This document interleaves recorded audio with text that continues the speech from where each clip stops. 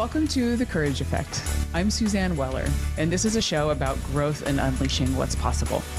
You will hear inspiring stories about what courage looks like, how we navigate what's getting in our way, and the opportunities that surface when we choose courage over comfort. Let's get started. Welcome, everybody. This is Suzanne. You're listening to The Courage Effect. My guest today is somebody that I met when she was doing a presentation for the Elevate Network when we had met back in 2021 virtually. And actually, we've never met in person, but we've had numerous interactions virtually. And she is joining us today from Baja California. My guest today is Traca Savadogo. Traca is an engaging and dynamic speaker known for her authentic approach and commitment to fostering meaningful connections. Through her compelling storytelling and passionate advocacy, Traca creates a safe and inclusive space for conversations about mental health, diversity, and resilience. From TED stages to corporate boardrooms, Traca has touched the lives of countless individuals with her powerful messages. Her TEDx talk, Why You Should Regularly Talk to Strangers, has been translated into 15 languages and is used to teach empathy from the classroom to leadership and sales teams. She's featured in a Random House release coming this fall by Edward Brunsenio, The Performance Paradox, Turning the Power of Mindset into Action. Traca, such a pleasure to have you here. Welcome to The Courage Effect. Yay, I'm so excited. Thank you, Suzanne. So when I talk about your TEDx talk, I was blown away by it, not just by listening to it. I mean, I'm very passionate about talking to strangers, and because I know that's a fear for many people, and it has been for me in the past, undoubtedly. But I was even more blown away when you told me that you'd never been on stage before that. So I'd love for you to start with telling the story about how that came to be. I love to tell the backstory because one of the things that I see when people do amazing things is we don't see the work that goes into it. And for me, when somebody reached out to me, and so one of the things about my TEDx talk is I got a fast pass. I never applied. They came to me and they said, "Hey, listen, can you write us a speech? And we'd like to throw you into the running for TEDx Seattle." And I hadn't been plotting my journey or thinking about it. So when the opportunity came, it was really shocking. I had to get my act together very quickly, pull my thoughts together. And what was really interesting up until that point is I had shunned the limelight. I was the critical number 2 to some very powerful people. I was the wind beneath their wings, making sure that like all the I's were dotted and the T's were crossed. And suddenly, like I got an opportunity to be on stage in the limelight myself. And that was a huge mental leap for me to go from being number 2 to front of the stage. And so I hired a coach. I hired a therapist that I saw 3 hours a week. I did everything that I could to prepare for this opportunity. And I noticed that I was stuck in flight or fight and procrastinating and just reflecting and thinking. And there was a point where they almost canceled my spot. They said, "Listen, you got to get it together." Wow. And I called a friend of mine who she used to write speeches for her boss, who was the CEO of a major company. And she happened to have a time available. And so we got together and we worked on the talk. We got together another day. We worked on it some more. And I turned it in and they said, "Okay, great." And then there was this point where, wait, it doesn't even sound like me anymore. There's so many people influencing what this thing says that now it doesn't even sound like me. Mm. And so I went in and did a re-edit, and honestly, the organizers, I was driving them bananas. They're like, "Listen, you should have been practicing this like a month ago." And so I honestly, I wasn't prepared to stand on stage and take the stage. It was a major, major issue. I had never successfully given my talk from beginning to end until I stepped on stage. That sounds incredibly nerve-wracking. In front of 3,000 people. Yeah. Like I just, when they were introducing me at one point and I made a promise to myself, I said, "You know what, no matter how bad this goes, I promise I won't kill myself." And I meant it. Like, what do you do with the shame and humiliation of something that does not go well? And I knew I wasn't prepared. And part of the reason that I wasn't prepared is because I was dealing with mental health issues around that. I was stuck in flight. And so, that sent me on another journey, a complete other journey after it was over. But somehow it all worked out. Well, and what's so remarkable to me is that you are so natural. I mean, and that's why when you told me that, I was so shocked, because you have this just air about you that is so relaxed compared to a lot of other speakers on the TED stage. Yeah, well, and I think that there's a difference between a performance and a conversation. Yeah. I was literally trying to dialogue with the audience, and I wasn't there to perform. And I think that that's one of the things that when we have an opportunity, we kind of put on our armor and we, this is how you're supposed to look. And I had none of that. I was just grateful to be there. My goal was to actually change the culture of my city. Seattle is known legendarily for the Seattle freeze, where people don't invite each other into a warm, human, engaging relationship. They keep the conversation very surface level, and then, that's it. And it's very transactional in a lot of ways. And I'm from the Midwest, where relationships are deeper than that. And because we need each other, we know we need each other. And so my intention, I just kind of kept going back to my intention. My intention is to put a stake in the ground and say, we are creating something different from here going forward. And one of the things that I really like is, what's an example? Show me what that looks like. Show me what it looks like when it's done really, really well. I want to see it. And so my talk has 5 different stories in it. And I purposely picked those stories out of the thousands of people that I talk to on a regular basis. And I wanted to illustrate certain things about what it looks like to have a real conversation and draw those out. And I think we shy away from some of the most critical things that make us human. So, yeah. Well, and it's interesting when you talk about it really being the flight, like freeze or flight, amygdala hijack. So, and it's fascinating to me. Like, I have been in flight when I haven't even realized I've been in flight, and it's incarnated with like working too much. I mean, like workaholism. I wouldn't necessarily say that I'm a workaholic, but I've definitely had my moments of working too much. That can be flight, because you just, you're constantly focusing on something and you're not necessarily paying attention to something else that's happening that maybe you need to start paying attention to. And it sounds like for you, like there's that avoidance tactic. And it sounds like that was definitely a way that it came to fruition for you with that talk. Yeah, it's a coping mechanism, right? And for me, it's what I've learned is that it's rooted in trauma. So for me, being visible meant danger, not opportunity. And so, like, who do you think you are? All of that kind of stuff, right? And so I think that the question when it comes to flight, what happens is your ability to think and process and make good decisions completely shuts down. And so what I've learned since then is to ask for help, recognize when that's happening, and say, hey, listen, I need a thinking partner here. I am not at my best right now. And here's what I got going on. How do you see this, and how can I break through? And so that has been really, really valuable. And one of the things that I'm doing is lining up other thinking partners before I need them. Say, hey, listen, I'm not always at my best. If I need some feedback, would you be willing to help me out? And so I keep a list, because sometimes when you're in that flight and you're hijacked, you don't remember that you have resources available too.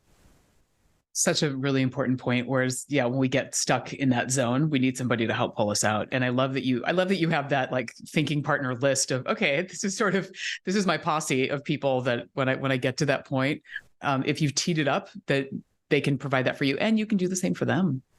For sure. Yeah. So I'm also hearing that it's not just about you stepping up to the plate yourself, but it's also having that support network to help you to do it, but still crafting your own voice and not letting, like, looking for external support, but not letting that tell your narrative, making sure that you're still doing it yourself. Yeah, I'm not abdicating my decision-making capacity. I'm actually asking for support and, hey, can you weigh the pros and cons for me? What am I not seeing here? And to provide the optics that maybe I'm missing at the moment. Yeah. Have you ever had somebody not want to be a thinking partner for you? Have they opted out of that? I've had people who agree, but then show up badly. Or not wholeheartedly. And in my crisis moment, that just feels like abandonment, right? It's almost like the most important person at a critical time when you need them most, and then they show up as a minimal viable player. And they're not giving you their best. And I think that that's also really interesting to, be like, it feels like a gut punch, right? And so that's where I've learned to have a team.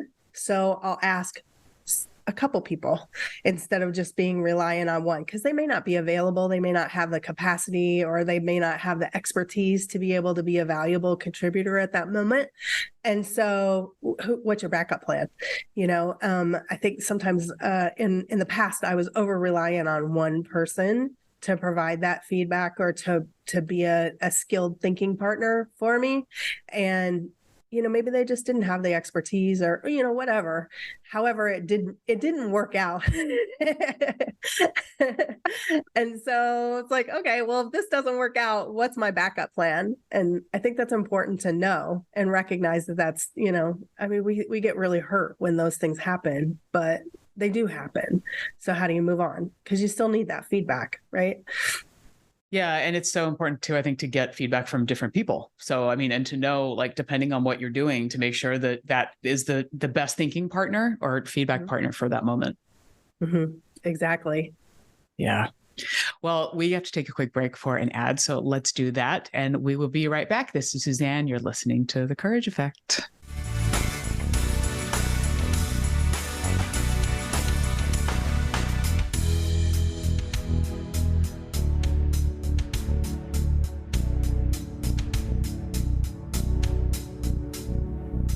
Hey, everybody, it's Suzanne from The Courage Effect. As the seasons changed, I poked into my closet and discovered how stale my wardrobe had become. Everything felt boring, and I wanted something different and fresh.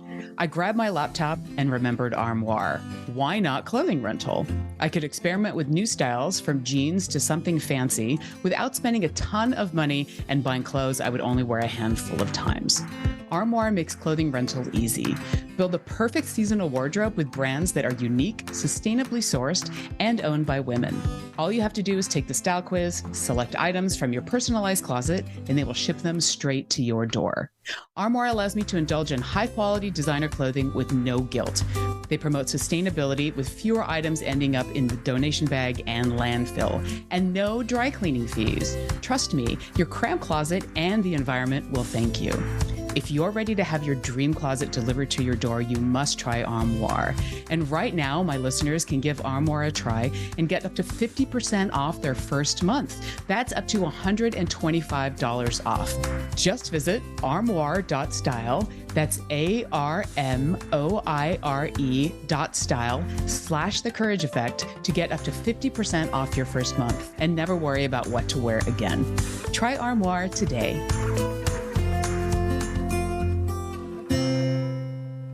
On the path to good health and well-being? Alternative Talk 1150 is the station for you.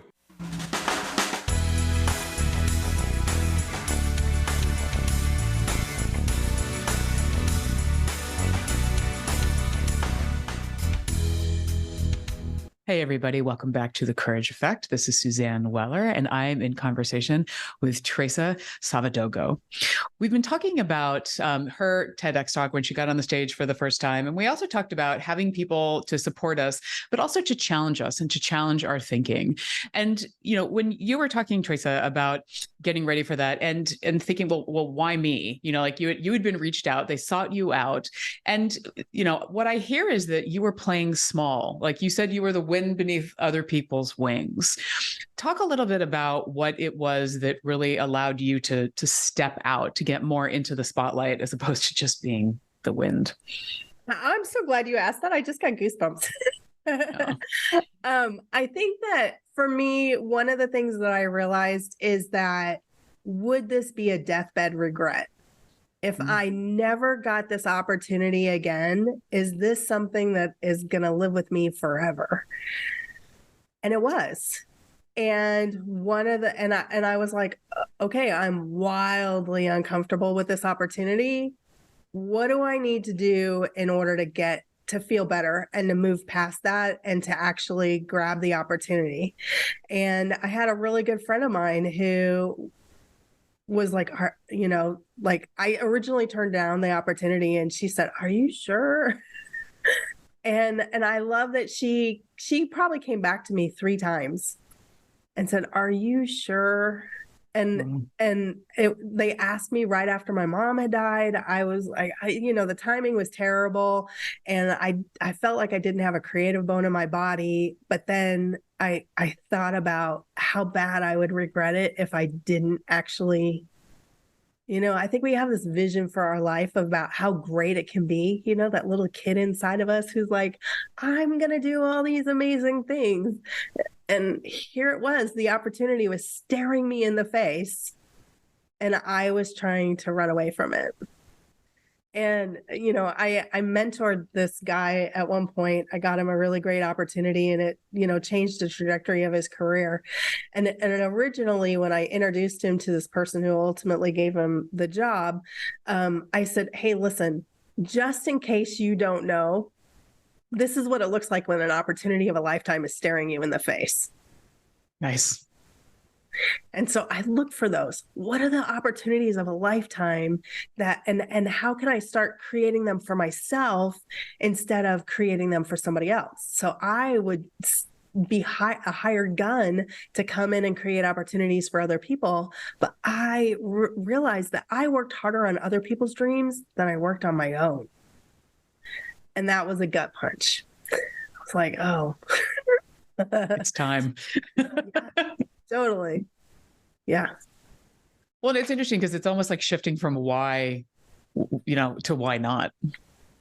Yeah. And I love that. One of the things, it was funny, there was a time when I was speaking on a panel and it was one of the early times when I was speaking and it was the first, so I was a late addition to the panel and there were probably 6 other people. So in the course of an hour, maybe you get 5 minutes.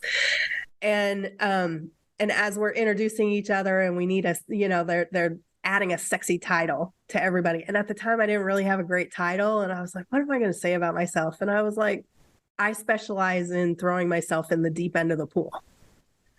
Like, and I love that I do that. I take a leap, I figure it out. And I think that that's also part of my secret sauce is, okay, if I'm going to start in a new arena, who are the very best people operating in this space? And what can I learn from them? And if I have questions, can I get access to them so that they'll respond to me? And how do I study the craft of what that new arena looks like so that I can be a player at the highest level? And I realized that part of my journey is that I'm jumping to a new S-curve, as Whitney Johnson talks about. And one of the things about that new S-curve is that you start at the beginning and you're taking in a lot of information. And then as you move up the back of the S-curve, things start accelerating eventually. And then you kind of plateau on the top. And then what do? A lot of people make lateral moves when they get to the top of the S-curve. I don't. I'm looking for the next growth opportunity. And I don't care if I have to switch into a new industry or not. I take everything that I've learned and then I start in a new industry, and then I want to learn everything that I possibly can. And so that often leaves that uncomfortable feeling, right? Like, oh my gosh, I'm playing out of my league. What am I doing here? How do I get up to speed really quickly? But what it ends up being is a superpower, because now when I meet with people, they're always amazed. Like, how do you know so many things and so many people in so many different industries? And like, I can make magic happen. Like, you want to build a building? Great. Let me get on the phone and call somebody. Like, even if I don't know a person, I know how the system works from the inside out. And that is super, super powerful to be able to make magic happen. Yeah. And I love what you're saying about the S curves too, because that's agility, right? Because the idea is that like when we stay too long, then the curve starts going down. Like we need to start thinking about what's next before we start going down, right? We need to make sure that we're looking at what is possible before we either like age out into, and I don't necessarily mean age just as age as a human being, but how do we know when it's time to make a shift before it actually happens? And it sounds like you have a talent for that. Well, and I think what's really interesting though too is how can you, instead of going from one lateral move to another, which they say a lot of women in their career do, right? It's the same job, different companies. So once you understand the lay of the land at that company and you know who the players are, then you suddenly start getting very bored. And I think that that's why a lot of women turn to gossip and talk about things that aren't really relevant, is because they get bored. And so when you're super challenged and you're trying to acquire a new skill sets and all of that, I don't have time for that. And so I think that that's also really interesting. I'm talking to a lot of people who are at the top of their career. And so what's their next move? Right. And so for instance, I have a friend of mine who is an executive at Amazon, and now she's doing, public speaking, consulting, training. And that was a whole new ballpark.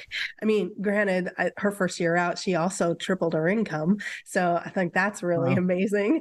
But, to take that leap and to be able to be willing to learn that new space, to be able to bring in thinking partners, to be able to, pay for the services of help of people who can help you get to the next level and the next stretch assignment. I think it's so important. And we don't do it very often. And there's a way to do it better. Yeah, undoubtedly. Well, and the whole idea of just getting so in the grain, right? Like you're so ingrained in what you're doing, like this is the path and you're there and you just get comfortable. And there's a certain amount of ease that goes along with it. And what I'm hearing you say is that it really is about challenging beliefs. Going back to the idea of the thinking partner. So making sure that you're thinking about what else is there? Is this it? What is possible? And how might I be limiting myself through limiting beliefs or playing small? Yeah. Well, for me, what I also like to do is I have a very entrepreneurial spirit. I've had it since I was a kid. And one of the things that I love to do is see what is the company trying to do. And I see opportunities in a way that is, a lot of people who struggle to kind of get on board with it. But again, I'm pulling from a ton of different resources, a ton of different things that I've seen, a ton of different people's experiences and that kind of thing. And I'm like, oh no, I'm so clairvoyant about how the idea is supposed to work that I'm like, this is a no-brainer. This is easy. This isn't a stretch. It's a stretch for you to adopt the idea, but it's not a stretch to actually execute what it is that we're trying to do. And so what I love doing is spotting those opportunities and bringing all the people together in order to make it happen. And that's something that I've always really enjoyed doing. And sometimes you get in an environment where there's so much pushback that you can't actually execute the next beautiful thing. So, or who's rooted in staying the way that it was, but they can't see the writing on the wall that something is about to shift. And either you're going to get stuck in it, or it's going to be a limiting factor, or competition is going to come and take over, or whatever. So how can you be open-minded enough? We talked about this willful blindness. How can you be open enough to an idea that is outside of your wheelhouse and be able to entertain it long enough to see the possibilities. I think it's so important. And that's a skill set that you train your mind in order to be able to do. Yeah. And I think that's such an interesting point. How long do you give it? Because that's, how do you know? And it sounds like you've cultivated that, you've rewired your brain, and you've been able to really build that strength. Yeah. And also I've been, it's taken some experience to be able to identify who is willing to play that game, who's open to it, and where's the resistance, right? And sometimes the resistance, the right person, there's somebody like resisting to the point where it's a deal killer, right? They just can't see it. They can't get past it. And oftentimes when I leave, that's when it gets executed. And it used to really bother me because it takes, but now I realize it takes a while for people to get, so selling an idea or selling a possibility or selling a vision, it takes time. So I start planting those seeds really early with a lot of different people so that, it's not just me being the vulnerable one and the only voice in the crowd. I start like, hey, you know what's possible? It would be amazing. What if we did this? And I start getting a chorus around that, like a body of voices, and it's not just me. And so, I might move on, but then there's enough people around to execute on that idea. I love that, creating a chorus of people that are really going to support that and help to bring it forward. So it's not all on you. And also knowing that the different, superpowers that each person brings to that, because everybody's able to achieve something different. So exactly. Well, I'm sad to say we are almost out of time. Traca, thank you for a wonderful conversation. I want to read back some of the key takeaways for me. I loved how you talked about relationships being based on needing each other. So it's not just about, that's really true and core to how we actually communicate and live with each other. Having a team of thinking partners, and deathbed regrets. What are the things that maybe, if we think about that, what am I going to regret when I get to that point? And let's live our life. Let's actually be more courageous in living in the unknown. So thank you, Traca. It's such a pleasure to have you here today. Thank you so much. This was great. I love it. Great. We'll have all of your contact information on the website, which is thecourageeffect.com. And this is also available on podcast if you'd like to listen to it again. So thank you so much for being here. Stay courageous.